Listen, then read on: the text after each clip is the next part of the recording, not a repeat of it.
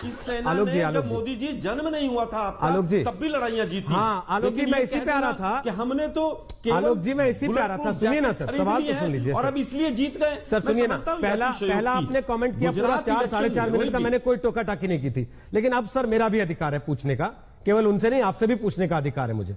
और मुझे उम्मीद है कि आप जितनी अभिव्यक्ति की आजादी की पैरोकारी करते हैं तो इस बात की मुझे छूट देंगे कि मैं आपसे भी सवाल पूछूं, और पूछूंगा तो उस पर बुरा नहीं मान जाएंगे फिर। नहीं बिल्कुल। आप ये कह रहे हैं कि मोदी जी पैदा नहीं हुए थे तब जब आपने ये कर दिया था। तो आलोक शर्मा जी, मुझे नहीं पता आप पैदा हुए थे कि नहीं, और आप बंदूक लेके बॉर्डर पे गए थे कि नहीं। और जब आपने बांग्लादेश काटा था, जब आप ये दावा करते हैं, तो इंदिरा गांधी आरी लेके थोड़ी ना गई थी कि बांग्लादेश का के लिए। बता देता हूं, आपकी पार्टी तो आपको भी इस लायक नहीं मानती कि हम आपको बिठाएं, फिर भी हम बुला लेते हैं सम्मान स्वरूप आपको। आपकी पार्टी चिट्ठी लिखती है कि किसको बुला के बैठा ले, तो भैया हमारे नाम पे ये कौन है? ये नहीं, मेरा बैठाना नाम बंद कर दूं कल से आपको? नहीं, शिवसेना हटा दो बैठाना ना। बंद कर दूं कल से शिवसेना आपको? हटा- फिर हाँ, आप हटा कहेंगे दो, कि हाय शिवसेना हमारा हटा- पक्ष नहीं आया, हाय हमारी नहीं, पार्टी का मैं पक्ष सच्चाई- नहीं आया, बिना मैं हमारी पार्टी का सच्चाई- पक्ष लिया आपने, बिला लिया, मैं पूरा डिबेट कर मैं दिया। सच्चाई- तो विक्रम जी, मैं सच्चाई जो है ना, मैं सच्चाई जो है मैं ना सच्चाई सर, कहने- सर आईना जब मैं- देखते हैं और उसमें अगर शक्ल गंदी दिखे तो ये नहीं कहना चाहिए कि आईना गंदा है, मुंह धो लेना चाहिए। देना चाहते।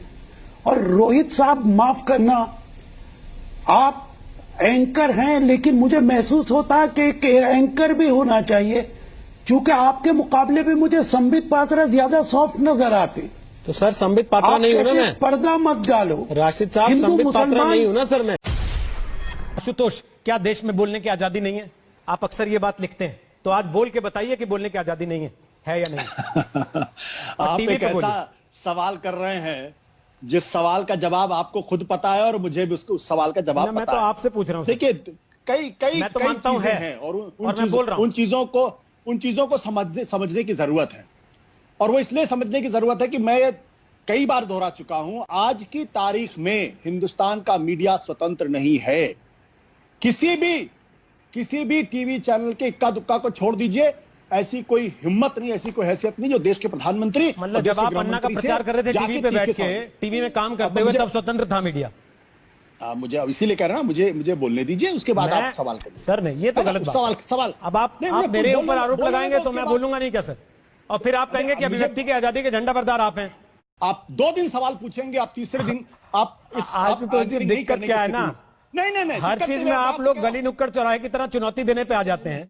जनरल अफेयर करता है, क्यों बड़े बड़े पत्रकार, बड़े बड़े संपादक आज कर सकते हैं? और मैं आपने संजय झा का जिक्र किया है, मैं आपको बताना चाहता हूं कि संजय जोशी का नाम आप भूल गए। मैं आपका प्रशंसक रहा हूं, आप भूल गए और आज भी हूं। संजय जोशी ये बात कहना नहीं चाहता था। आप सेडिशन के चार्ज की बात कर रहे हैं। आप वो आदमी है जिसको थप्पड़ मार दिया था एक नेता ने सर।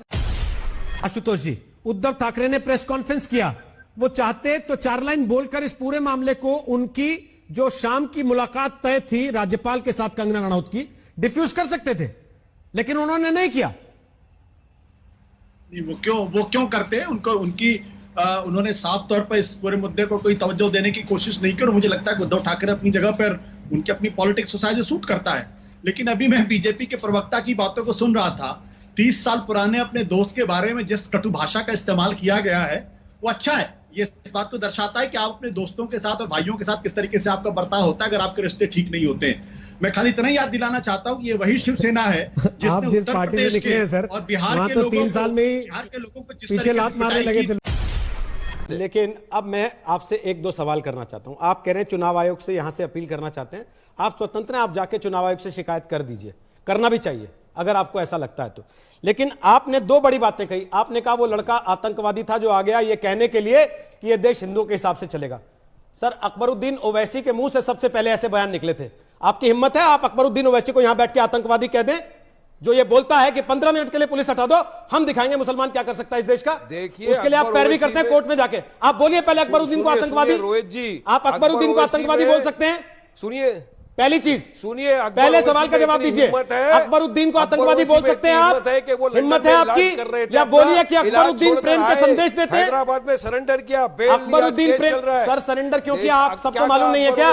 उसीलिए सरेंडर किया कानून के डर से, जैसे आपने अपने मुल्ला मौलवियों के डर से हाथ जोड़ के माफी मांगी गणपति पूजा के लिए। बहनों की इज्जतें लूटेंगे।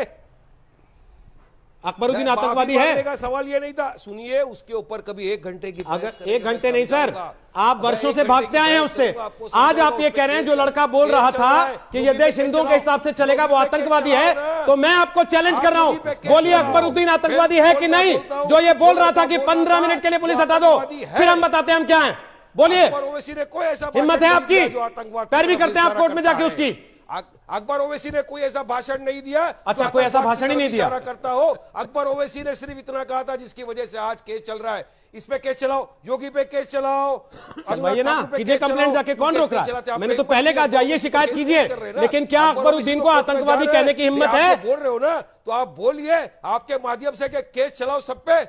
अकबरुद्दीन को आतंकवादी कहने की हिम्मत है? उन्होंने अपने भाषण के अंदर क्या ऐसा कहा जो आतंकवाद की तरह होता है? अकबरुद्दीन को आतंकवादी कहने की हिम्मत है? मुझ में इतनी हिम्मत है कि जो आतंकवाद की भाषा आपकी हिम्मत मैंने देख ली थी जब गणपति बप्पा मौर्य कहने के बाद आप माफी मांगते घूम रहे थे। जो किया है वो किया है। आपकी हिम्मत मैंने देख ली थी जब आप विधानसभा में वंदे मातरम कहने से मना कर रहे थे, और 2 दिन पहले मुझे यहां दम भर रहे थे कि हम एहसान कर रहे हैं वंदे मातरम गा रहे हैं। तो बस पड़ा होगा चैनल के अंदर, बौखलाइए निकालिए स्टूडियो में से, देखिए कहां लिखा है कि मुझे ये बोलना है मेरी देश की नागरिकता प्रूव करने के लिए। कोई बात अब नहीं, मुझे बौखलाइए नेशनलिज्म और पेट्रोलिज्म का सर्टिफिकेट आपसे लेना पड़ेगा। मैं नहीं दे रहा हूं टीवी सर। के स्टूडियो में बैठ के आप डिसाइड करेंगे अपने कि आप वारिस नेशनलिज्म जो या बातें पेट्रोलिज्म करते है, हैं, या आप डिसाइड एक करेंगे जगह पर क्या एक, किया दूसरी आपके जगह पर आपके लोगों ने दूसरी, देश की आजादी के उससे लिए। पोल खुलती अरे है रोहित सर। भाई बताइए, मेरे कहने से कुछ नहीं आपके होता। दादा परदादा ने देश की आजादी के लिए क्या किया? मैं बताता हूं मेरे दादा परदादा ने क्या किया देश की आजादी मैंने के तो लिए। पूछा ही मैं नहीं। तो आपसे डायरेक्ट सवाल कर रहा हूं ना। मैंने तो आप पूछा ही एंकर नहीं। है, बिल्कुल बड़ी बात है, बड़े चैनल मैंने के तो एंकर पूछा ही नहीं है। सर। मैं आपसे सवाल कर रहा हूं। मैंने आपके तो बाप पूछा ही दादा नहीं कि देश की आपके आजादी दादा के लिए परदादा ने क्या किया। मेरा सवाल का जवाब दो। मैं पूछ लूंगा मेरे ओवैसी जी के आपने परदादा ने पूछा क्या ना। किया, तो आप भाग अरे जाएंगे उठ के पहले यहाँ से। आप खंडन करो। मैं पूछ योगी की लूंगा बात का ओवैसी जी खंडन के करो। परदादा ने क्या किया था, अनुराग तो आप ठाकुर जी भाग का- जाएंगे अरे यहाँ से। भागता बता रहा हूँ रहे। वारिस पठान, इतनी हिम्मत नहीं है। पड़ेगी आपकी बोलने की इतनी कि उन्होंने हिम्मत क्या है कि किया था। आपको बैठ के अरे ओवैसी के परदादा ने, हमारे परदादाओं ने देश के लिए अपनी जानें गंवाई, सर, तब जाके आज देश आजाद सर, हुआ। रजाकारों और की आप और मैं फौजें बैठ के कौन यहाँ पे चला रहा था डिबेट ये कर सारा रहे देश हैं। जानता है। हम लोगों ने इसलिए देश की इतिहास में ना RSS जाइए, आप लोगों ने वर्तमान क्या पे किया? रहिए। आप- केवल इतना वो बता चले गए, दीजिए वो कि चले अगर ये गए, देश चले गए। संविधान से चलता रजाकार चले है गए। और ये देश एक जिसको सेक्युलर देश को देश है, बांटा वारिस रजाकार पठान, चले गए। आप ही के शब्दों में पूछ आज रहा ये हूँ, देश ये देश अगर हमारा सेक्युलर है। देश है हम इस तो देश आपने में गणपति by बप्पा birth मौर्य कहने के और लिए by माफी choice क्यों है। मांगी? सरकार को भी इस पर ध्यान देना चाहिए, चूंकि लोकतंत्र है और लोकतंत्र में विरोध प्रदर्शन होना चाहिए। तो सरकार की जिम्मेदारी थी कि वहां मास्क बांटे जाए, वहां पे सैनिटाइजर बांटे जाए, वहां पे जो है चेकअप की व्यवस्था हो, जो जिस तरीके से। तो देखिए, एक सैलरी ना बांध दे सरकार वहां पे हर दिन बैठने वालों की, कि इनको मासिक तनख्वाह देते हैं हम लोग जो धरना दे रहे हैं वहां पर बैठकर। नहीं। सरकार ने आपको नौकरी पे रखा है क्या धरना देने के लिए? दफ्तरों में बांट रही है सरकार, जहां सरकारी दफ्तर में कर्मचारी आता है नौकरी करने के लिए। लेकिन आप अगर धरने पर बैठेंगे तो यह भी उम्मीद करेंगे कि आपको फिर पेंशन भी बांध दे और जीवन बीमा भी करवा दिया जाए साथ में तनख्वाह के।